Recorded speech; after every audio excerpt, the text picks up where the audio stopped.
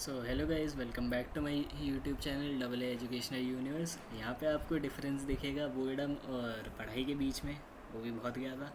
और ये चैनल आपके थोड़े ब्रेन सेल्स को थोड़ी एक्सरसाइज देने का भी काम करेंगे अच्छे से। अगर काम आ गई तो उसमें क्रेडिट मुझे दे देना याद से, अगर नहीं आई तो वो आपकी गलती है, मेरे उसके में कोई रोल नहीं है। तो बिना किसी देरी के शुरू करते हैं सिविक्स का पहला chapter, power sharing. What is power sharing? Power sharing जो है जनरल टर्म्स में डिफाइन करती है डिवीजन या सेपरेशन ऑफ पावर, एक तरीके से पावर को बांटना। और इसके लिए सबसे बेस्ट एग्जांपल होता है हमारे खुद की क्लासरूम्स। हर एक इंडिविजुअल क्लास में क्लास टीचर्स के पास ज़्यादा पावर होती है एज़ कम्पेयर टू मोनिटर्स और स्टूडेंट इंचार्जेस। तो इसे भी एक फॉर्म ऑफ पावर शेयरिंग कह सकते हैं जनरली। अब जब हम डेमोक्रेसी और सिविक्स में पावर शेयरिंग की बात करते हैं तो हम रेफ़र करते हैं separation of power among different level of governments.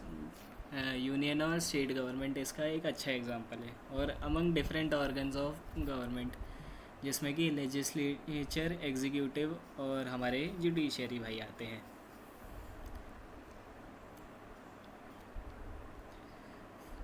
पहला टॉपिक है बुक के हिसाब से एग्जांपल में बेल्जियम और श्रीलंका। बेल्जियम जो है वो एक स्मॉल कंट्री है जो यूरोप में, और इसका साइज़ हरियाणा से भी छोटा है। याद रखना, मैंने इसका कंपैरिजन साइज़ का किया है, वो हरियाणा में है नहीं, क्योंकि बहुत पहले मेरा एक महान दोस्त हुआ करता था, उसे लगता था कि बेल्जियम जो है हरियाणा में था। इसलिए चीज़ों को अच्छे से ध्यान से सुनो, वरना एग्ज़ाम में भी यही लिख के आ जाओगे बकवास। हाँ, तो मुद्दे पे वापस आते हुए, बेल्जियम में जो है 59% जो थी कम्युनिटी वहाँ की, वो थी डच स्पीकिंग, वो मेजॉरिटी में थे। 40% थी फ्रेंच स्पीकिंग और 1% जर्मन स्पीकिंग। अब जो जर्मन वो डच और फ्रेंच स्पीकिंग कम्युनिटीज़ थे, उनके बीच में कई सारे टेंशन्स थे 1950s और 60s के बीच में, क्योंकि जो ब्रुसेल्स थी, जो कैपिटल सिटी थी बेल्जियम की, वहाँ पे फ्रेंच वो मेजॉरिटी में थे और डच जो थे वो माइनॉरिटी में थे। तो वो कन्वर्स हो गया। अब हम एक एग्ज़ाम्पल ले सकते हैं श्रीलंका का, जो कि हमारी नेबरिंग कंट्री है, जैसे कि बहुत रिसेंटली इंडिपेंडेंस मिली थी। तो वहाँ पे श्रीलंका में जो मेजॉरिटी कम्युनिटी थी वो थी सिन्हाला कम्युनिटी, जो कि 74% थी टोटल पॉपुलेशन की।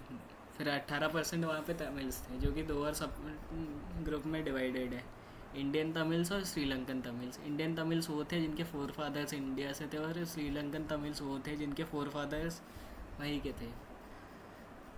बाकी जो बच्चे कुछ है उसमें क्रिश्चियंस और मुस्लिम्स आएंगे। तो हम इस चैप्टर में देखेंगे दोनों कंट्रीज़ के लीडर्स ने कैसे डिफरेंट अप्रोच किया।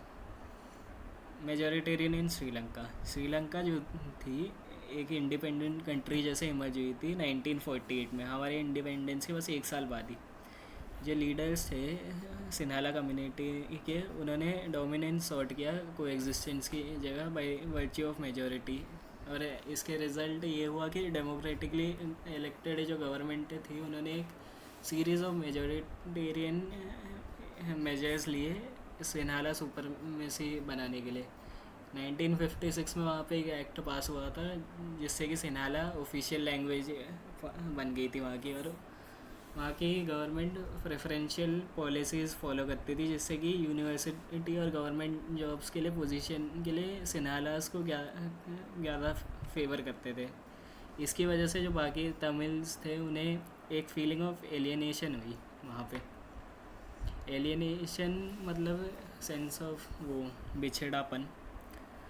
उन्हें ये लगा कि कॉन्स्टिट्यूशन और गवर्नमेंट पॉलिसीज़ जो है उन्हें इक्वल पॉलिटिकल राइट्स नहीं दे रहे हैं और डिस्क्रिमिनेट कर रहे हैं उनके आगे जॉब और दूसरे अपॉर्चुनिटीज़ देने के लिए, और उनके इंटरेस्ट को दबाया जा रहा है।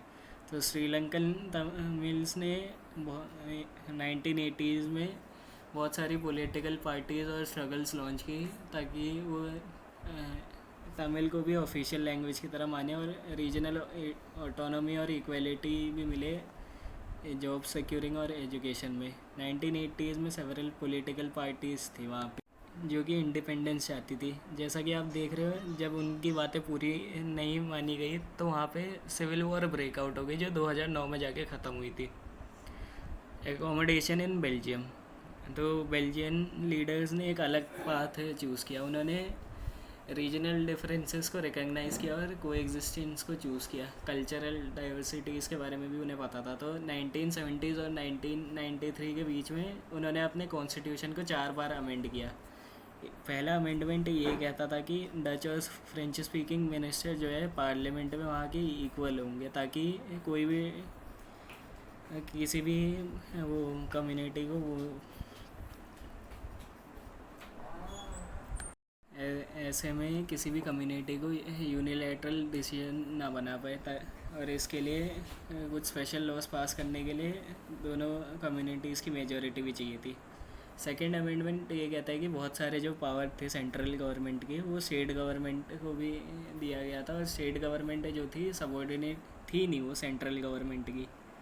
इसका मतलब ये है कि बेसिकली कि वो एक फेडरल सिस्टम ऑफ वो गवर्नमेंट को फॉलो करते थे। तीसरा अमेंडमेंट ये कहता है कि ब्रुसेल्स के पास एक सेपरेट गवर्नमेंट होगी, जिसके दोनों कम्युनिटीज़ में की इक्वल रिप्रेजेंटेशन होगी। जो फ्रेंच स्पीकिंग थे उन्होंने इक्वल रिप्रेजेंटेशन वहाँ पे इसलिए एक्सेप्ट की क्योंकि जो डच स्पीकिंग थे उन्होंने एक्चुअली सेंट्रल गवर्नमेंट में इक्वल रिप्रेजेंटेशन एक्सेप्ट की थी। चौथा अमेंडमेंट ये कहता है कि सेंट्रल और स्टेट गवर्नमेंट के अलावा एक तीसरी टाइप की गवर्नमेंट हुआ करती थी, कम्युनिटी गवर्नमेंट, और ये एक कम्युनिटी के लोगों के द्वारा इलेक्ट की जाती थी। इस गवर्नमेंट के पास पावर थी कल्चरल, एजुकेशन और बाकी लैंग्वेज रिलेटेड इश्यूज़ को सॉल्व करना। तो आज के लिए बस इतना ही गाइस। Thanks for watching. अगर वीडियो अच्छी लगी हो तो लाइक और सब्सक्राइब कर देना, क्योंकि बहुत टाइम लगता है वीडियो बनाने में। और कुछ ऐड ऑन करना हो तो कमेंट कर देना, बाकी पार्ट 2 जल्दी आ जाएगा।